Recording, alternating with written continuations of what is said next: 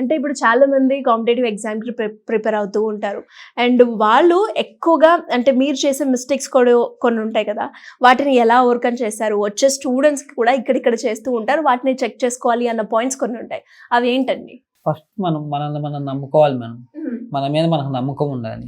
So మనం వెళ్ళంగానే first అటెంప్టే మనకు జాబ్ రావాలి. కొంతమంది ఫస్ట్ అటెంప్టే సాధించగలచ్చు, కొంతమంది సెకండ్ అటెంప్టే రావచ్చు, కొంతమంది 10th అటెంప్ట్ కూడా రావచ్చు. ఫస్ట్ వాళ్ళలో ఏంటంటే వాళ్ళలో వాళ్ళకి నమ్మకం ఉండాలి. సో నేను సాధించగలను. సో ఒకసారి మనం ఓడిపోవచ్చు, మనకు రాకపోవచ్చు, మనం ఓడిపోవచ్చు. ఓడిపోతే మనం ఎక్కడైతే మిస్టేక్స్ చేస్తున్నామో, ఎక్కడైతే మనం ఎక్కడ ఉందో ఫస్ట్ ఆ పాయింట్ తీసుకొని ఆ సబ్జెక్ట్ మెయిన్గా తీసుకోవాలి. సో అలాగే main general awareness, general science ma'am, అవి మనం ఎంత చదివినా కూడా ఇంకా చదవాల్సింది చాలా ఉంటుంది. సో వాటిల్లో మనం మెయిన్ థింక్ చేయాలి.